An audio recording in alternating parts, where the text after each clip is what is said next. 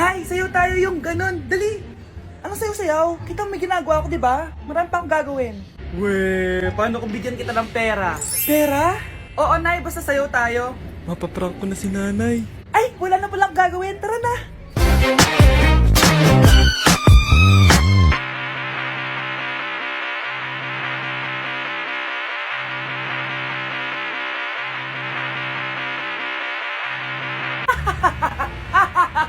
It's a prank! Hindi ka po galit, Nay? Hindi ako galit, anak. Sige po, Nay. Ang saya-saya nga eh. Bakit ako magagalit? Nay, sino ka? Halika dito. Wag po. Nak, may pasalubong ako sa'yo. Ano? Anak, malapit na umuwi yung tatay mo. Talaga, Nay? Nakaka-excite naman. Tsaka pala, anak, mag-face-to-face class na kayo bukas. Maganda ka na, ha? Face-to-face? Paano ko sasabihin kay nanay na buntis ako? A few moments later. Kain ka lang, anak, ha? Sige po, Nay.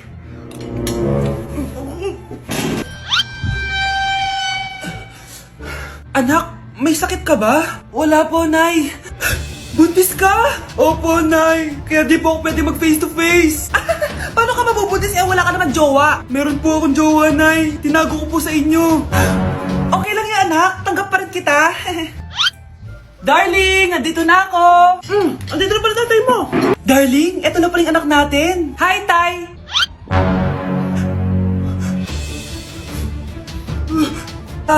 May problema ba? Darling, magpapaliwanag ako. Nay, siya po yung sinasabi ko na boyfriend ko. Anak, tumigil ka! Sabi sa balita, nakakamatay daw yung lato-lato. Hindi naman totoo yan, Nay. Buhay pa ako, oh. Akin na yan. Walang maglalato-lato, ha? Ano ba yan, Nay? A few moments later. Wala na akong magawa. Anak, saan ka pupunta? Lalabas lang po ako, Nay. Bawal ka lumabas, anak. Sabi sa Facebook, marami daw nangingitap ngayon. Di totoo yan. Pumasok ka sa loob. Bawal na maglato-lato, bawal pa lumabas. Ano na lang gagawin ko? Init. Anak, wag mo bubuksan yan! Bakit na naman, Nay? Sabi sa Facebook, sumasabog na daw yung mga electric fan ngayon. Nakakatakot nga. Ang init-init, Nay. Magtiis ka muna. Ang init-init. Nakakainis.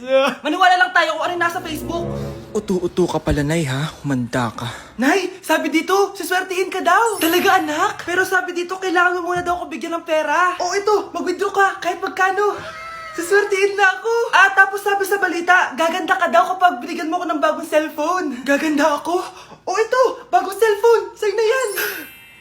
Ang dali mo lang pala utuin, Nay. Marami pa ako ipapabili sa'yo. Okay, class. Last 5 minutes. Hirap naman nito. Be, ano sa gusto number 10? Huwag ka mong sa akin, Samantha. Mapapagalitan tayo kay ma'am. Tamot mo naman. Ayaw mo akong pakopyahin, ha? Bilisan nyo, class! 1 minute na lang! Ma'am, nangangopya po si Scarlett sa akin, no? Napakasinungaling mo, Samantha! May nangangopya pala dito? Bagsak ka na sa akin, Scarlett!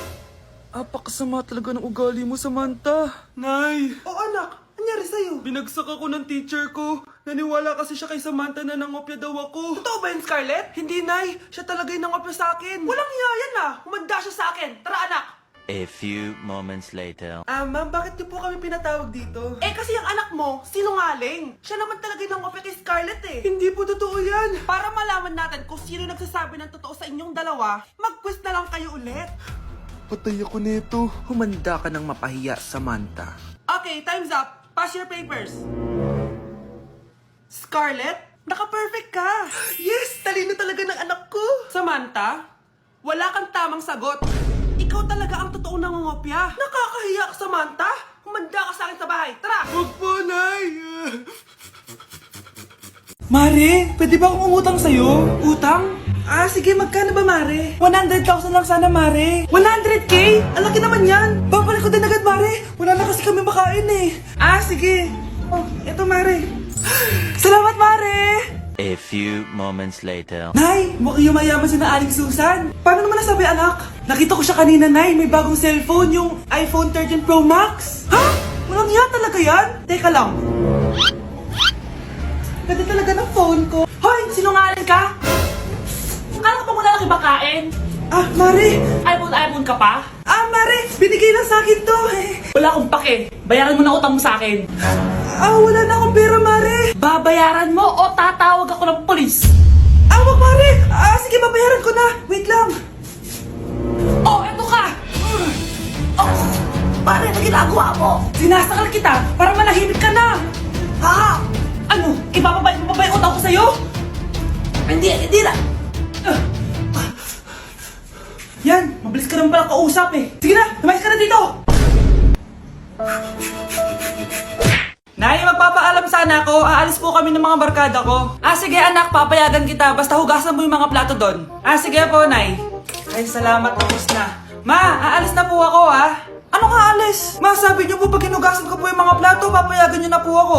Ha? May sinabi ba ako? Tsaka anak, huwag ka lumabas. Delikado sa labas. Mama naman scammer ka. Tsaka pala anak, magsiswimming tayo bukas. Maganda ka na, The next morning. Nay, tara na po, mag-swimming na po tayo. Oh, saan ka pupunta? Nay, sabi niyo po mag-swimming tayo. Wala naman ako sinabi mag-swimming tayo, anak. Tsaka tignan mo yung sa labas, umuulan, mag-swimming ka. Si nanay talaga scammer. Di bale, anak, magbumol na lang tayo mamaya. Basta matulog ka, Nay, totoo na po yan,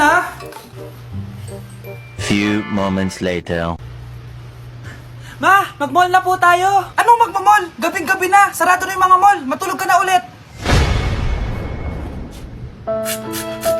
Nay! Yes, anak? Si tatay po kasi nakita ko po ng isang araw may kasamang ibang babae. Humanda yung tatay mo sa akin. Few moments later. Mars! Uy, Mars, anong ginagawa mo dito? Mars, may problema ako. Ano yan, Mars? Pinalayas ako sa amin, Mars. Hala, bakit ka pinalayas? Nalaman nila na buntis ako. Buntis ka, Mars? Mars, di ko alam gagawin ko. Kalma ka lang, Mars. Mars, pwede bang dito muna ako manirahan? Ha? Ba't di na lang doon sa nakabuntis sa'yo? Yun na nga, Mars. Nandun ba asawa mo? Wala siya dito. Bakit mo hinahanap, Mars? Sabi mo doon sa nakabuntis sa akin. Ha? Si tatay po kasi nakita ko po ng isang araw may kasamang ibang babae. Walang iya ka, Mars! Anak! Ano ginagawa mo? Ba't ang kalat ng kwarto mo? Wow! Piliin mo ang Pilipinas? Gusto to na yung piliin mo ang Pilipinas? Proud Filipina kasi ako. Di ba sabi mo kanina sa akin, ayaw mo na tumira dito sa Pilipinas kasi sobrang init. Tapos sabi mo sa akin, kapag nakagraduate ka, sa abroad ka na titira. Basta, gagawin ko pa din. Sige, post mo. Ako unang mambabash sa'yo. Napaka-unsupportive naman ni nanay. Ano yan?